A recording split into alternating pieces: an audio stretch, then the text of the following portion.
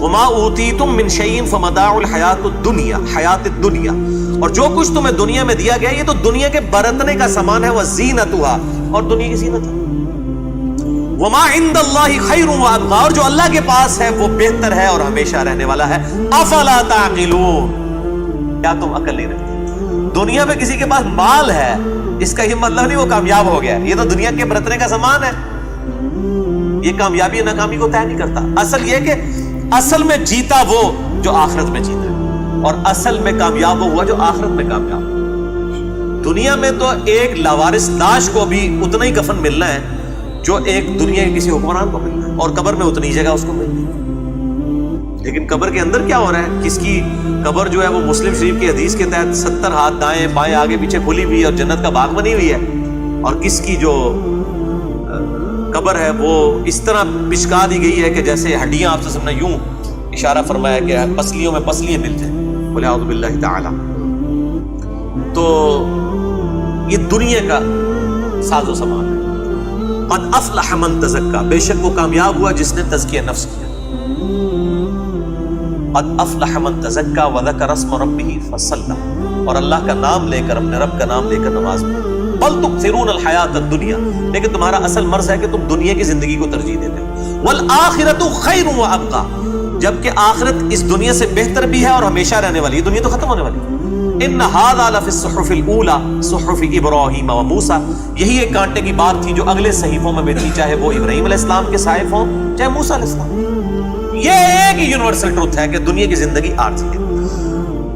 افمن وعدناہ وعدا حسنا، بھلا سوچو تو صحیح کہ جس کے ساتھ اللہ نے اچھا وعدہ کیا ہے، فہو لاقیہ، اور وہ عن قریب اس وعدے تک پہنچ بھی جائے گا، یعنی مر کے اس کو جنت مل جائے گی۔ اللہ نے جنت کا وعدہ کیا اپنے تابع فرمان لوگوں کے لیے۔ کمم متعناہ متاع الحیات الدنیا، کیا وہ اس کی مانند ہو سکتا ہے جس کو دنیا میں بہت کچھ اللہ تعالیٰ دے دے؟ کیا زبردست بات۔ بھلا بتاؤ جسے آخرت میں اللہ تعالیٰ کی طرف سے بہت کچھ ملے، وہ اس کی مانند ہو سکتا ہے جو دنیا میں جس کو ملا ہوا ہے؟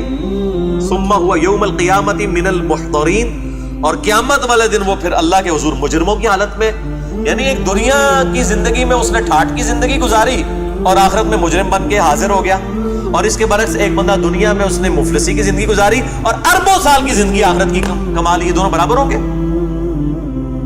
صحیح مسلم کی حدیث ہے کہ سمندر میں اگر کوئی انگلی ڈبوئے اس کے ساتھ جو پانی لگتا ہے وہ دنیا کی زندگی، اور سمندر آخرت کی زندگی ہے۔ انِمیجنیبل، انفینٹ ورسز زیرو۔ دنیا میں اگر کوئی ناکام بھی ہو گیا، آخرت میں کامیاب ہو گیا تو ایٹ دا اینڈ، اور آپ مجھے بتائیں 1 ارب 1 روپے اور 1 ارب میں کوئی فرق ہے؟ ارب کے ساتھ اگر کمپیئر کریں، ایک بندے کے پاس 1 ارب 1 روپیہ ہے اور دوسرے کے پاس 1 ارب ہے، کوئی فرق ہے؟ وہ 1 روپیہ بھی دنیا کی زندگی نہیں ہے، لیکن اگر 1 ارب سال بھی آخرت کے عذاب پہ کاٹنے پڑ جائے، 1 روپے کے پیچھے، 1 سال کی زندگی کے پیچھے، آخرت کے مقابلے میں تو 1 سال بھی نہیں، قیامت کے دن کے مقابلے میں 3.5 منٹ کی زندگی ہے، 50,000 سال کا قیامت کا دن ہے، اگر آپ کی 60 سال عمر ہونا تو 3.5 منٹ کی زندگی ہے۔ 1 دن کی زندگی کے بدلے 1 ارب سال عذاب ہو، اس کے بدلے 1 زندگی کی تکلیف اٹھا کے 1 ارب سال کی کامیابی مل جائے۔ یہ ارب تو میں آپ کو سمجھانے کے لیے کہہ رہا ہوں، ارب ہی ایڈا چھوٹا کوئی نہیں ہے،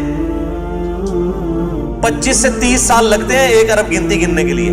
جناب اگر آپ صرف 24 گھنٹے گنتی گنے، آپ کتنی گن لیں گے؟ 24 گھنٹے میں کتنے سیکنڈ ہیں؟ 1 لاکھ سے بھی کم، 1 لاکھ سے بھی کم سیکنڈ بنتے ہیں۔ آپ لاکھ دفعہ بھی روزانہ گنتی گن لیں، 25 سے 30 سال چاہیے 1 ارب گننے کے لیے۔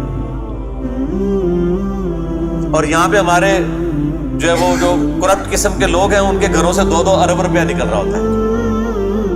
2 ارب روپیہ اگر کسی کے پاس ہو نا، وہ روزانہ کا 1,00,000 روپیہ بھی خرچ کرے تب بھی وہ 60 سال تک خرچ کر سکتے ہیں۔ اور سمجھ آئیے گا؟ اللہ اکبر، کیا کہتا ہو رہا ہے؟ سبحان اللہ۔ 60 سال تک اگر کوئی شخص خرچ کرتا رہے نا روزانہ 1,00,000 روپیہ، تو 2 ارب روپے بنتا. اتنی کسی زندگی ہے.